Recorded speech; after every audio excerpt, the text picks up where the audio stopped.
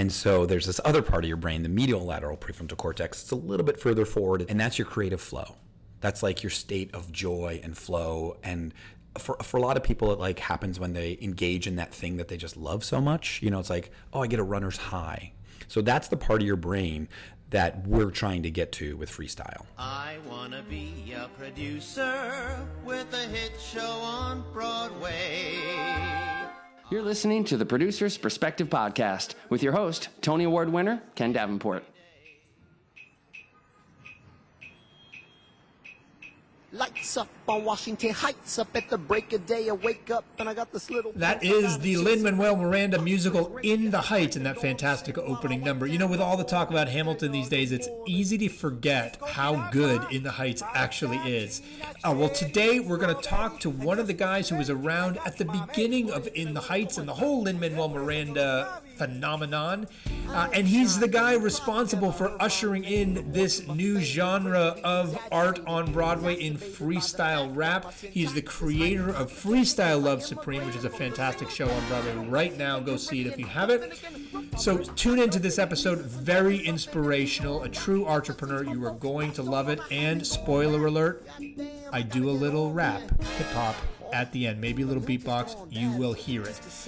This week's episode has been sponsored by AJV Media, who also has been the official Super Conference videographer since the very first Super Conference. We're super thankful for that. They're great partners of ours, and they are great videographers available for all of your video needs. They'll be back next month, so you'll be able to say hello to them in person at our 2019 Super Conference. For more information, visit them at ajvmedia.com, ajvmedia.com.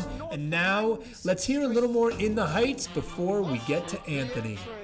Even farther than Harlem to northern Manhattan and maintain. Get off at 181st and take the escalator. I hope you're writing this down, I'm gonna test you later. I'm getting tested, times are tough on this bodega. 2 months ago somebody bought Ortega's. Our neighbors started packing up and picking up, and ever since the rents went up it's gotten mad expensive, but we live with just enough. In the heights, with the lights, start my day. Hello, podcast fans. Welcome back to the Producer's Perspective Podcast.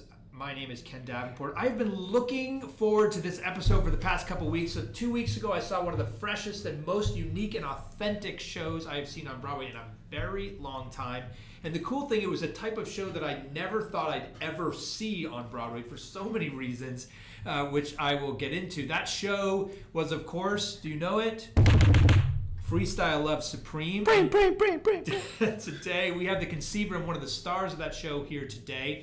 Please welcome to the podcast, Mr. Anthony Two Touch Veneziale. Va bene. Nice. Welcome. Thank you. So I'm thrilled to have you here. For those of you who don't know Anthony, he's a performer, producer, instructor, speaker on the TED stage. He helped relaunch the Electric Company on children's television. Is that true? Yep. Thank you for bringing that back. Sure. And he helped create this very unique art form and blend of rap and theater, which with his buds Kail and Lin-Manuel Miranda, who you've probably never heard of. Never heard. Helped became the basis of In the Heights and, of course, Hamilton. He's a true entrepreneur. I am thrilled that he's here. So let's start back in the early days of Two Touch. So you're a little kid. Did you, like, when people said, what do you want to do when you grow up? You're like, oh, I'm going to be a freestyle rapper. Professional soccer player. Really? That's what it was? Oh, yeah. Where did you grow up? Outside of Philly. Outside of Philly. Born in Philly and then moved outside of it, and all my brothers are amazing soccer players. My brother Joe was a professional soccer player. Played for the team here in New Jersey, New York, before they became the Red Bulls. They were the Metro Stars. Played in college, was top college athlete, and then that's something I very much wanted to do. So which came first, music or theater for you? Music. So what was the first introduction to music then as a kid? My dad played in a band for a super long time. He had a wedding band, so he'd gig out. That was one of his 3 jobs. He also worked for Ford Philco, and he was a coach. So he was like this, mad scientist of a human being, and he had band practices at our house. So the Drakes, they were called. They'd all come over. One gentleman was blind in the group who played the sax, super cool. And I used to just like sit, and sometimes there was no front to my dad's bass drum, so sometimes I would actually sit inside of the drum. And I just loved that. I loved the bass. I loved the beat of the songs. Makes sense. Yeah. So what, did you play an instrument first? Yeah, and then I started playing the trombone in 5th grade because it was the hardest instrument to carry. So I was really excited about being bigger than I was. I mean, I had 4 older brothers, and I'm the youngest, so being big was a big deal, and the trombone was like the same size as I was when I first started playing it. And then I just got really into it, and I also just got really into hip-hop at a very early age.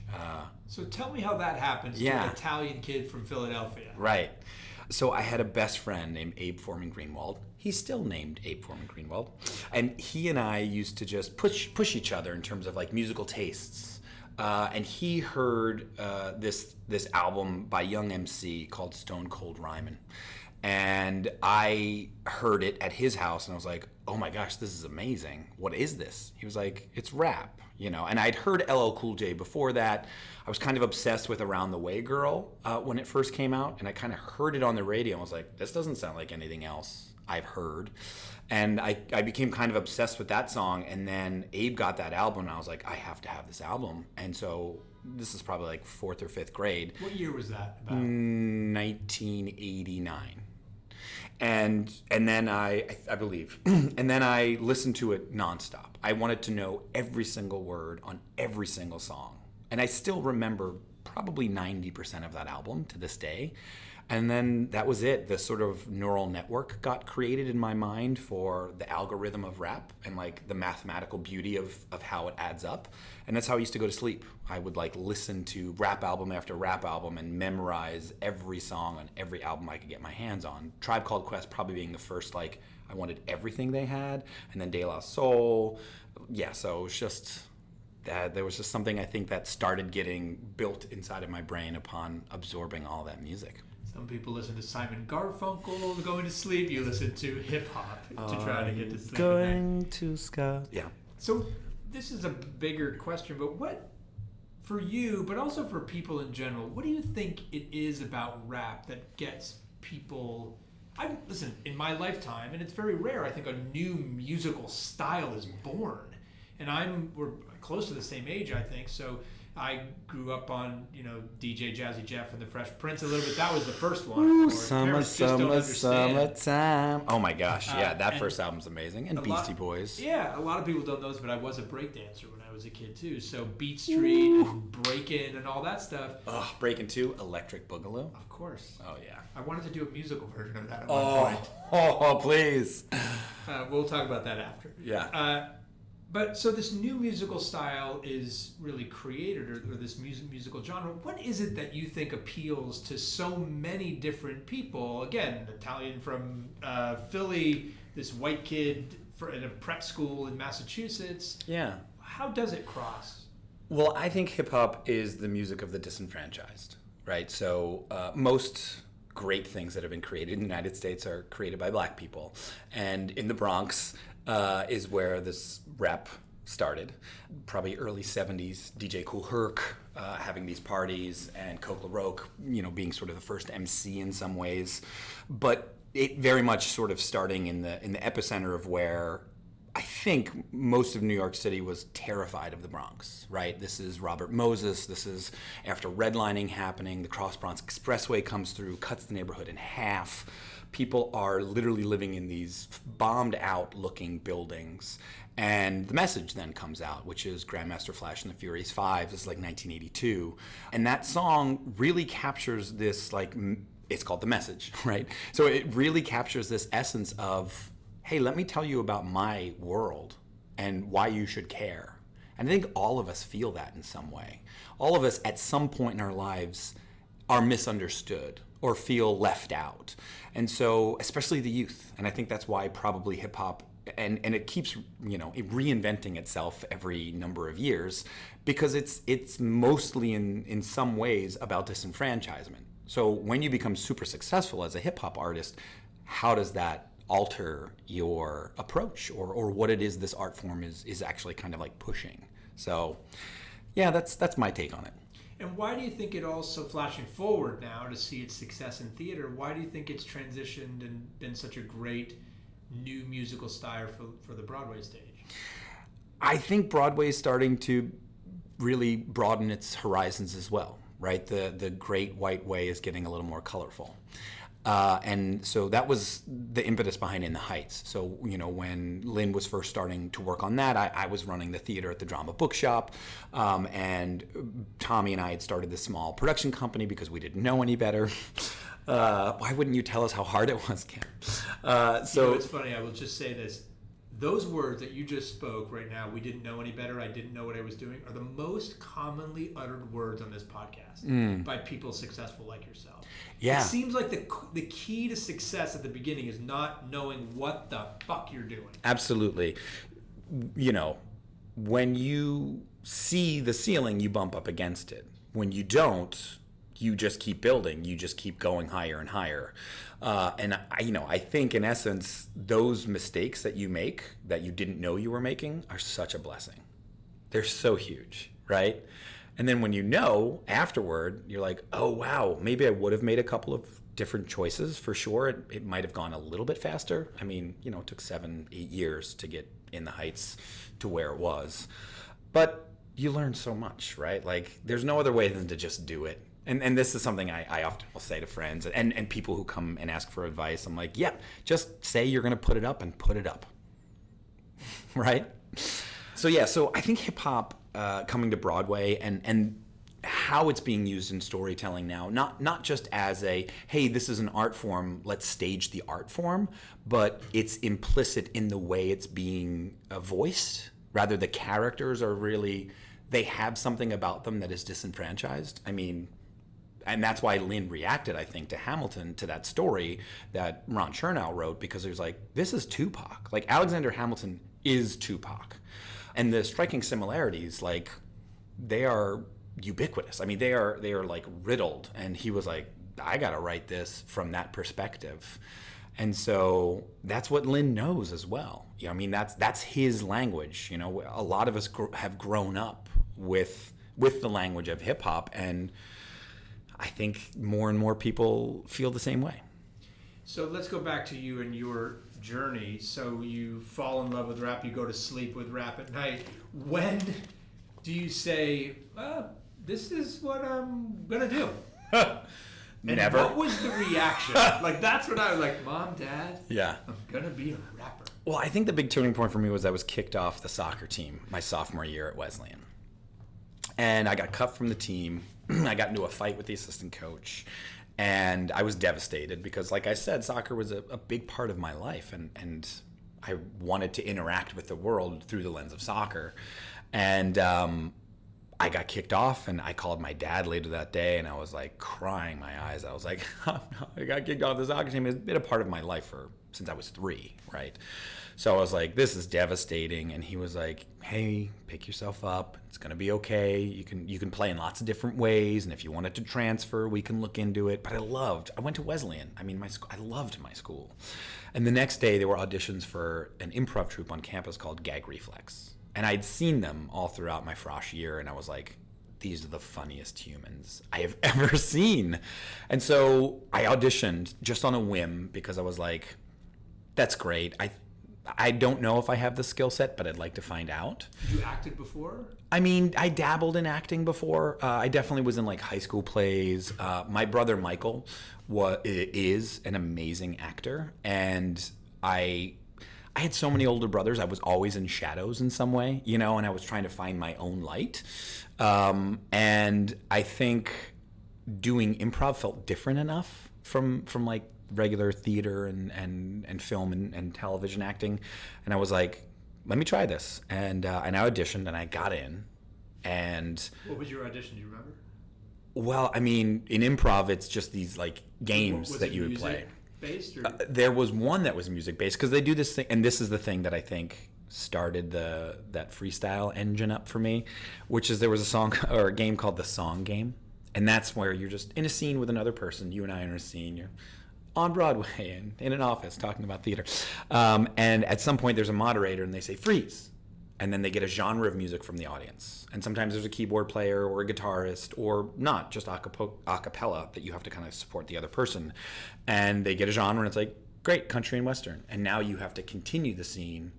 Well, I'm here on Broadway, just singing a song. My car broke down and I can't get along. You know, and you just have to hit your tropes of whatever that genre is and continue the scene. And I loved that. There was something about the way I think the neural networking in my brain had been built to that point that was particularly suited to it. And that was one of the games I did. I also just did a scene, World's Worst, it's called, where you like are the epitome of the worst version of that. And I was a used car salesman, so I was the world's worst used car salesman. And I was doing a scene with my dear friend Ashley Knazey in the audition. And I remember specifically that sort of just being like, oh, I know how to play in this way, right? It's this whole yes and mentality of like, cool, we just jumped over this big river and like, it's just a carpet, but yes, there's a river there, right? And I just took to it. I loved it so much. I also loved that everyone in the group had a voice. It wasn't like, oh, the seniors rule and like, you just have to follow what they say. And because I'd been in a big Italian household, right? Seniority is like that's it, the oldest brother, and then everything trickles down, and I'm the fifth, right? So I barely ate at night. And so being in that group to see that everyone's voice mattered and that everyone had input as to how this thing kind of got built, that's still in my DNA. That's still in Freestyle Love Supreme to this day. Yeah, that's what struck me so much about the show, which I loved, is I'm a huge improv fan. I've followed for a long time, and I was like, oh, this is structured in the same way as an improv show. It's just a different language. And obviously what you're doing is even so much more challenging because you are making up raps and rhymes and all that on the spot. So when did that start? When did the freestyle thing start for you? So once I started doing Song Game, this is like the mid and late 90s. And at Wesleyan, like raps, like everyone's listening to the rap. Like the Fugees, The Score came out, and Lauryn Hill's Miseducation of Lauryn Hill, and like that's all you hear at every house party. So when we're doing the show, when we'd say freeze, we would always get rap as a genre, and it would sometimes be specific. You know, it'd be like East Coast battle rap, or it would be like, you know, gangster rap, or whatever it was. And so you would have to just do the scene in that genre. And I just was like, oh, this is so fun. I want to create a community where we can just support each other doing this thing. And so I used to do cypher sessions at any house party I would go to. And I also would bring a cardboard box because I was still a b-boy. Like I still did breakdancing at the time. So I'd have a cardboard box at any house party and be like, who wants to breakdance? And then we'd get into these like, you know, rap circles and just freestyle with each other. And out of that came a show that I did with Kail. So at the time, Tommy was not involved in theater at all. I mean, he had done a little bit in high school, but he got to college. He was an American history major. I was also an American history major and a film major at the time. And I said, I need your help. I'm going to be putting up a show, and I think you'd be really perfect to like, you know, co-direct it with me. It was, this is like the most liberal arts story of all time. It's a show by Heiner Muller called Hamlet Machine. Very esoteric, East German playwright. He does something that he calls the shrunken head of Hamlet to really address what's going on in East Germany at the time, right before reunification. And right, so cliche. And so I wanted to do something like that about Wesleyan. We were called Diversity University at the time, and there weren't many conversations happening across race, across identity. And so we cast 2 black Ophelias, Krishanda Lee and Nafisa Monroe, and we cast 2 white Hamlets, Neil Stewart and John Buffalo Mailer, and we just started playing. And I said, let's use the text for now. It was like 20 pages of text. It's not anything huge. And I said, cool, let's look at it and throw it away, and let's start improvising what we think might be the shrunken head Hamlet version of Wesleyan. And that's what we did. And before every show, we got together and we started ciphering. So anytime the audience was coming into the theater, they'd see us around the set freestyle rapping as they kind of got to their seats. That's how we like warmed up. But we wanted the audience to kind of be involved in that process. And then, boom, we would do the show. And there were lots of improv moments throughout the show. And I think that's when Tommy was like, oh, this is what I'm supposed to do with my life. And then started directing thereafter. And, you know, I'm super lucky to have some small part in that because he's just a brilliant, amazing human being. And then once I graduated and then Tommy graduated, we started Backhouse Productions and we started working on In the Heights. Pretty soon thereafter, it was our first musical that we'd ever worked on. And I was a TA in the film class, and I'd met this kid named Manuel Miranda, and everyone was like, oh, you have to freestyle with this kid. He's like super good at it. And this other woman named Tavi, like, you got to like get them together. So during breaks from In the Heights, I would go in and be like, Lynn, let's freestyle rap. Like, let's have some fun. Let's blow off some steam. You can use this to help you write your stuff. And so we started a practice of freestyling together. And pretty soon I was convinced him that this should be something we could do in front of other people. And it created a loose format that then maybe like 2 months of doing that, Tommy came to it. I was like, Tommy, come to this. I really need your help on it. So he came and he saw it and he was like, I've got some ideas. And then probably about a month or two later, like Freestyle Love Supreme really started to congeal. And that was when we were doing shows regularly at the Pit. And then we got an offer to do a run at Ars Nova in 2004. So that's sort of the seed and then the small sprout that became Freestyle Love Supreme. So you brought up the diversity question, and I want to ask you if you, again, as this Italian kid from Philly, ever bumped up to it from an external perspective of someone saying, like, what the hell are you doing rapping? And then two, if you ever bumped up at it personally, if you're like, wait a minute, I shouldn't be doing this. Talk to me a little bit about both of those forces. Yeah, so, you know, I think once I started doing it, it was just a pure expression of joy. You know, it was just this thing that I was really good at. And I'm not quite sure how or why. I think I know some of the ingredients. But when people saw me do it, they reacted, you know, in such a way. They were like, wow, this is something you're really good at. You should continue doing it. And the reason why I have got into theater and deeper into theater was that I'm very interested in exploring what it means to have different perspectives on stage and having especially a Black voice be a part of the American theater. That's just like my senior year, we had to do all these different writing projects and proposals, and I proposed the idea of doing Written on the Wind at the Atlanta Rep with an interracial cast, and just exploring what it meant to, you know, have Black people in love with white people and white people in love with Black people, and what that means. And I was doing improv at a time when it was predominantly white dudes, you know?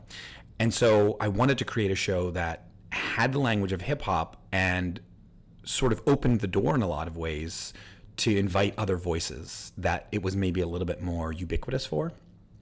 And that's where it sort of started and continues for me. The reason why I love doing Freestyle Love Supreme is you get a really good POV of very different people up on that stage. And that's what I think theater is meant to do. Creating community in that way and learning and hearing about other people's perspectives. And you talk about being your pure expression of joy, but that's what I got from the show itself. And one of the things that was so unique to me was I talked about how it follows a very specific improv traditional structure, if you will, in the same way that Hamilton follows a very traditional musical structure, but in a very unique perspective. Yeah. But you did something different that most improv shows don't do, which is there's this moment in the show where you give this great introduction, and then you say, and everything you're about to hear is real. Yeah. And there is a moment which is not a funny, quote unquote, not intended to be humorous number in the show. And I'd say 99.9% of every single improv show that I've ever seen, and I've seen a bunch of them, all try to be funny straight through. Yeah. And you don't. There's a very heartfelt and very authentic moment. Tell me just a little bit about why, and it just was my favorite moment of the entire evening. When you came, what was do you remember? Grace. Grace. Oh, and Chris Jackson. That was like a sermon, right? I saw David Yes. Oh, right, David. Oh, David ended that one. Wayne Brady was in the middle. Brady's sermon that evening. Sorry. That was Wayne who did the one that was mind-blowing yes. to me Yeah. about his experience with his best friend who is his ex-wife. Yeah. And how he went into that world. That story was just mind-blowing. And the grace that he showed her, right? Yeah. And then Utkarsh was first that night? Anissa, new member, right? Yes. New member. Yeah. Talked about Anissa. Okay, so Grace, yes. Okay, so you were there when Wayne was in it. Yeah, so we do this number called True. And for me, it derived out of this exercise that I learned from a troupe at Emerson. So we used to do, the troupe I got into at Wesleyan was called Gag Reflex. And so Gag Reflex used to tour, and we did a lot of shows at other colleges. And one that we would go to often was Emerson up in Boston. And there was a troupe there called This Is Pathetic.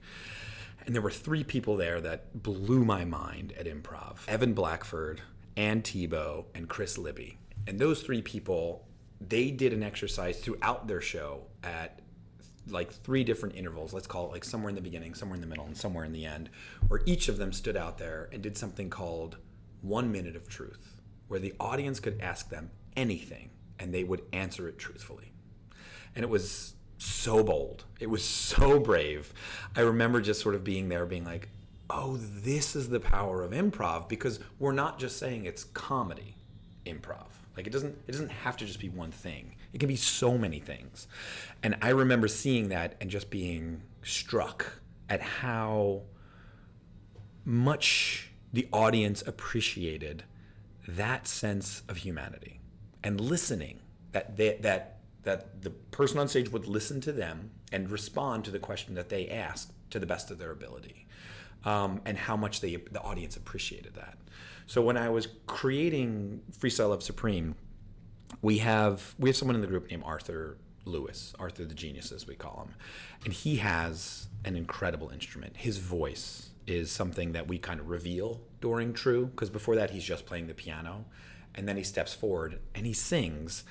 And it's one of those, that when he opens his mouth, first of all, he doesn't look like someone like that's going to have that type of voice. So you got that effect from me for sure. Yeah, so it slightly takes you aback.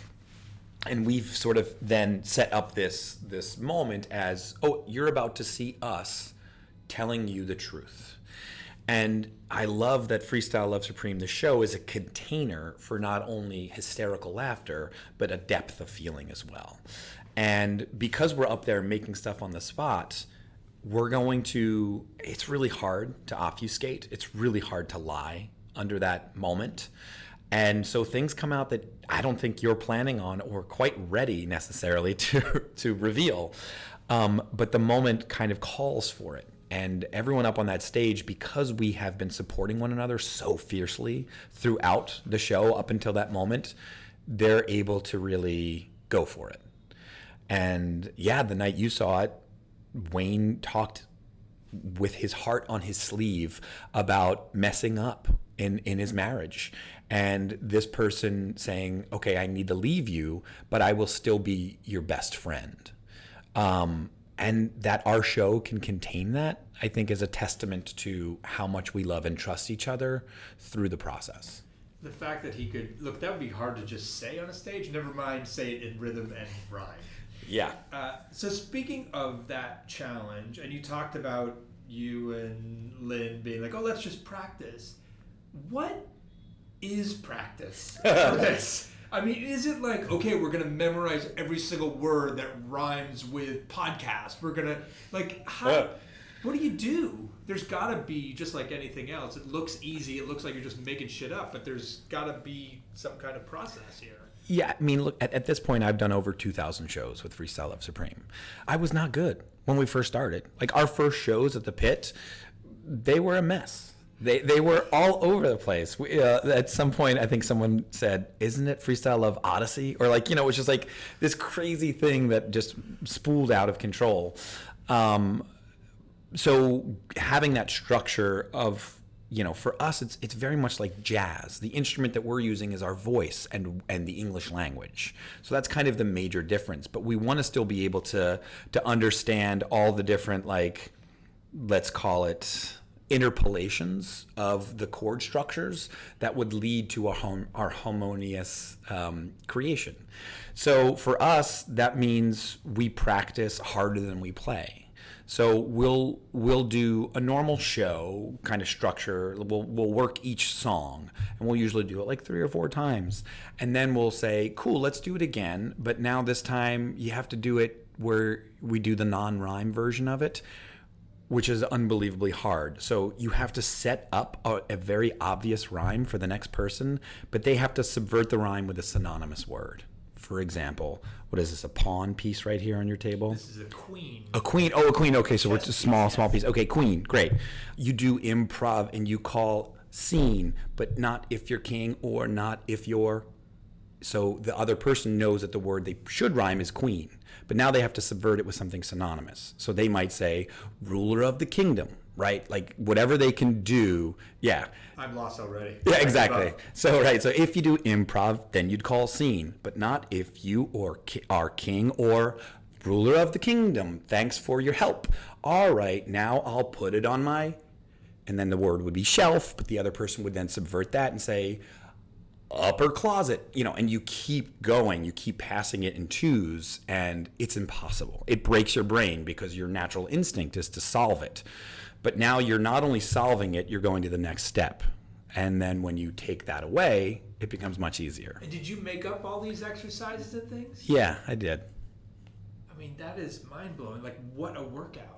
Yeah. You are now teaching this stuff, this very unique proprietary... Look at this, we're giving all these exercises away. So tell us about the Freestyle Love Supreme Academy. Tell us about this and how I can sign up and embarrass myself. Please do.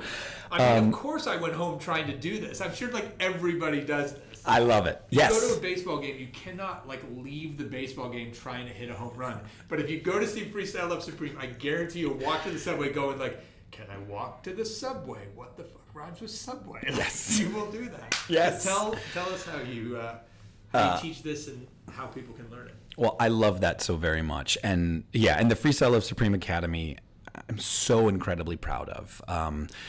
It's this community where we are helping foster creative and diverse voices. That's our mission. And the way we're doing it is we have a very inclusive format that says everyone in this room has a lot of wisdom, has a lot of skill, and we are just facilitators trying to tap into the wisdom of the room.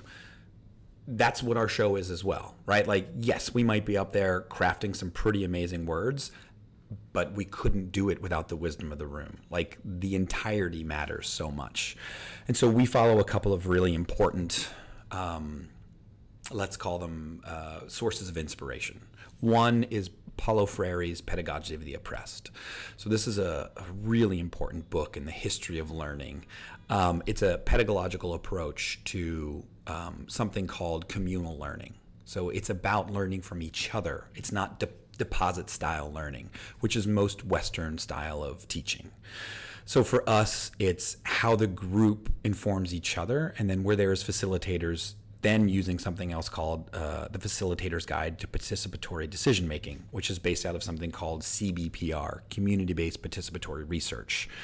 Now, these are some pretty esoteric, deep-rooted in making change in community-type learnings and pedagogy. And for us, we think that people are really thirsty for learning new ways of learning. It's something called neuroplasticity, and we're also slightly obsessed with neuroscience and what's happening in your brain. So mostly what we're trying to do is create an environment where people feel super supported, not only by the facilitators, but by the room as well, so that they can take these risks. And when you do that, you start making these implicit agreements that say, I'm going to go further and further. So it's exposure therapy in a nutshell. And we do it with careful, small steps. And we've been design thinking the process for quite a while. My partner works at IDEO, so I've done a ton of projects with design thinking. So we took 2 years to develop the first class. And we did extreme user interviews. We did people who were, terrified of speaking in public. We did people who were spoken word poets and have their own YouTube channels, and then sort of found what might fall in the middle there for a wider audience in terms of what it is they're looking for. There's a huge confidence gap out there. There's just this thing that says, I'm not a creative, or I don't want to take a risk. I don't want to look foolish in front of others. So we're creating the play space for people to look foolish and feel okay doing that. And when I think people start embracing that, they're going to be able to fail and learn from that failure. And that's all freestyling is. I failed for so many years at freestyling, and I still fail inside of the show. There's plenty of moments in there that I fumfer or don't completely meet what I think maybe that expectation I wanted to meet was. And ultimately, that's not what's important. What's important is that I tried. I want to get back to the academy, but tell me about that. Like you're going 100 miles an hour, if you will. They can't all be perfect rhymes. They can't all be that. Yeah. But you have to keep going. Yeah, well, if you're sitting in your judging brain, which is the part of your brain called the dorsolateral prefrontal cortex. So that part of your brain, which is a little bit higher and mostly around like cognitive, effortful planning. Like it's like, oh, I really have to like muscle this thing. I have to have everything in the perfect place in order to succeed. A lot of us have a very loud version of that. And so there's this other part of your brain, the medial lateral prefrontal cortex. It's a little bit further forward. It's on the sides just a little bit more. And that's your creative flow. That's like your state of joy and flow. And for a lot of people, it like happens when they engage in that thing that they just love so much. You know, it's like, oh, I get a runner's high. Or, oh, when I'm in yoga, I don't even realize an hour and a half passed. I just like did it. So that's the part of your brain that we're trying to get to with freestyle. And we've proven inside of these fMRI machines with a doctor out of UCSF named Charles Lim that that's in fact what's happening. So when you engage in this sort of playful like risk and you start going towards that, you start entering this medial lateral prefrontal cortex and you start muting the dorsolateral prefrontal cortex, which is amazing. Like, think about that, right? Like that critic voice that we always have following us around that's saying, you're not good enough. Usually it's our parents' voice in some small way. No one's going to love you. That voice gets turned off when you do this. So that judging brain isn't a part of the process when we're on stage for Freestyle Love Supreme. It just gets muted because we're like, I have to keep going forward in my flow.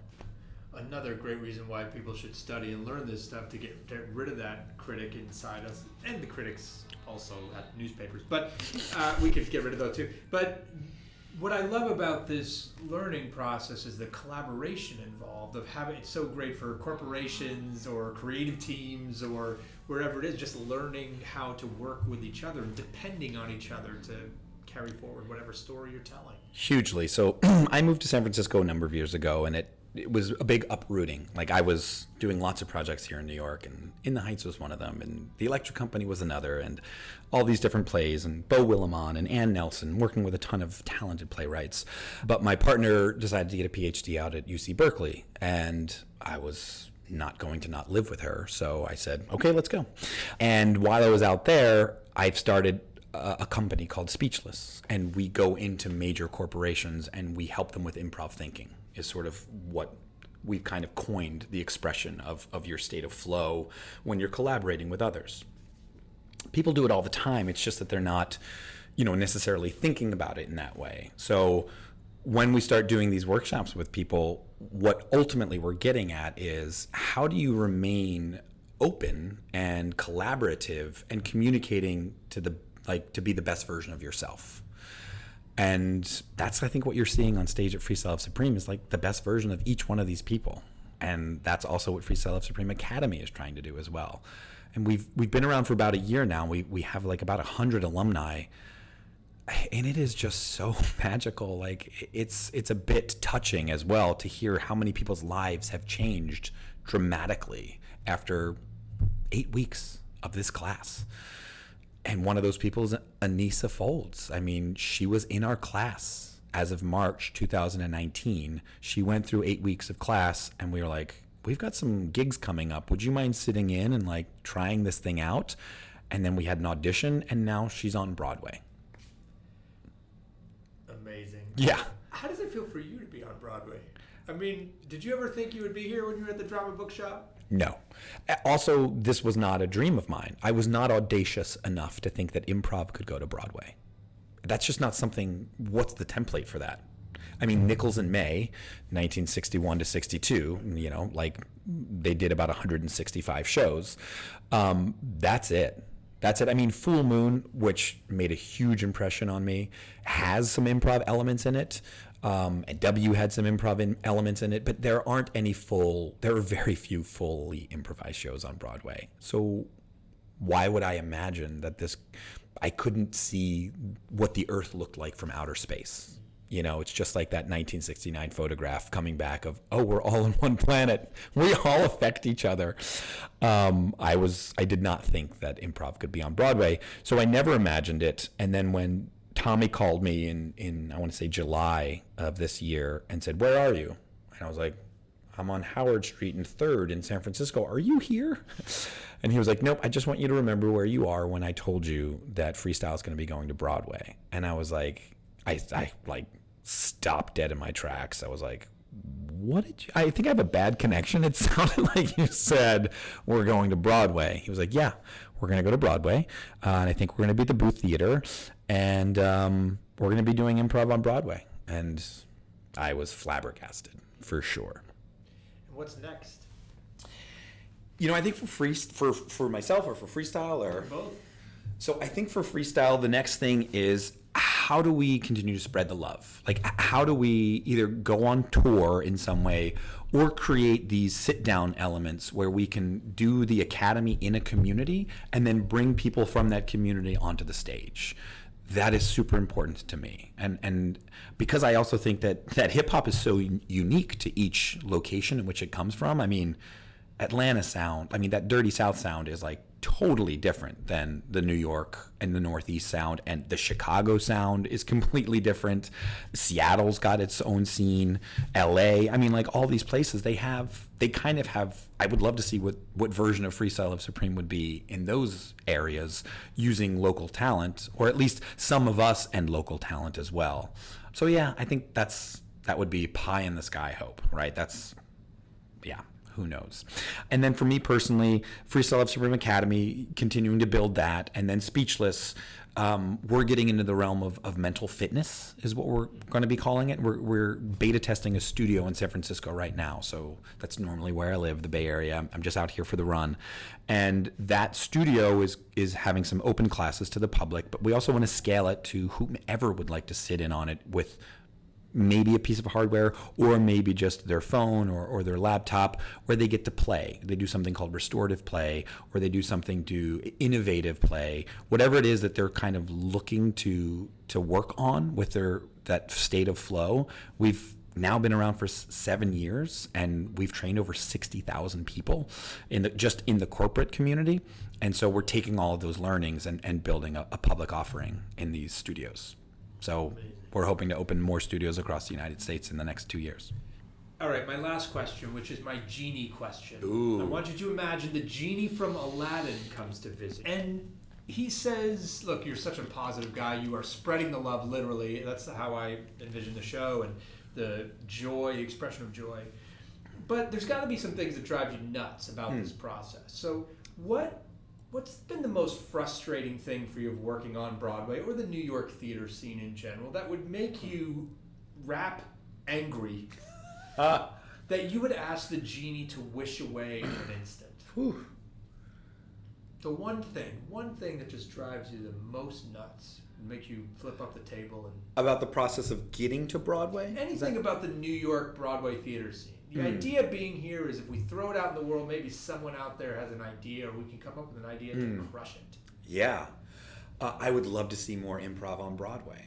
I mean, I think, it's seen as such a risky endeavor in some ways, or how do you commercialize at that expense point what improv is. But I think there's improv out there that is worthy of being on Broadway, for sure. So that's one. Well, that's a good one, and I will tell you it's certainly the case. As I wrote to someone very recently, the challenge. I've looked at improv and doing other improv off Broadway, on Broadway, and it's always who's going to play $150 a ticket for improv when they can pay $8 and a 2-drink minimum at the Pit or wherever, right? Which is fantastic, by the way. But I will tell you right now, your show is worth $150 a ticket. Plus, so those of you out there, go check it out. It's an extraordinary experience. You'll have a blast. Where can they learn about Freestyle Love Academy? Yeah, our website, freestylelovesupreme.com, and then there's a tab at the top that says Academy, or you can just type in freestylelovesupreme.com/academy. Great. Go check it out. I would not be a very good podcast host if I did not say, will you freestyle for us? Oh my gosh. Way out. Only if you provide a beat. So here's how you do that. Okay. Oh, great. We're getting a little Academy lesson right now. Yeah, it's true. All right, so there are 2 words you need. Okay. First word is boots. Boots. Great, and that was awesome. Boots. Yeah, because it's like a plosive, right? So when Shakespeare writes soliloquies and someone's angry, it's B's and P's, right? So this is a boots. Boots. Great, and then the next word is cuts. Cuts. Yeah, like, oh, it cuts my finger. Oh, cuts. Great, yes, and perfect, because it's like, imagine your mouth is like a cave, and then there's this stalactite in the middle of the cave, and that's where it's a soft palate. Yes, cuts. Cuts. Great, so now you're going to go boots and cuts and boots and cuts and Boots and cuts. uh-huh. Yeah. Don't want to cut this interview short, because I'm just chilling up here with Ken Davenport. Now we in the top of 1501, and there's not rain, because it's going to bring some sun to the sky and to the rain that we done. All right, so Ken, thank you very much for having me as your guest. Cuts. Amazing. Thank you so much for being here. Thanks to all of you for putting up with my boots and cuts. We will see you next time. Hey, thanks for tuning into this week's podcast and for bearing with me as I tried to beatbox. Challenging for you, I'm sure. Not as challenging it was for me.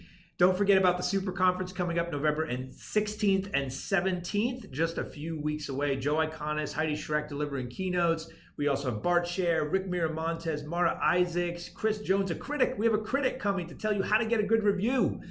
All the secrets revealed at the Super Conference. Go to tppsuperconference.com, get your ticket. If you are excited about this new podcast season, do me a favor, review us on Apple Podcast. What this does, it's not about me. It helps other theater makers like you find us and really helps promote the artists that give up their time to have these conversations with me, which is really all for you. If you want to keep up with Anthony and Freestyle Love Supreme, now playing at the Booth Theater on Broadway, follow at Freestyle Love Supreme. Don't forget to follow me on Instagram too, at Ken Davenport Bway, short for Broadway, at Ken Davenport Bway. And now, this week's hashtag Songwriter of the Week. Today, we'll be hearing the song Runnin' from the new musical Bo, performed by Matt Roden and written by Douglas Lyons and Ethan Pakchar. If you like what you hear, you can find more on their website, beauthemusical.com. That's B-E-A-U, French. beauthemusical.com. We will see you next week with a brand new Producer's Perspective podcast. Thanks again for tuning in and for supporting live theater wherever you are. Running till I felt free. Hey! But down the road I realized I was alone. The boy I tried to abandon was my only hope.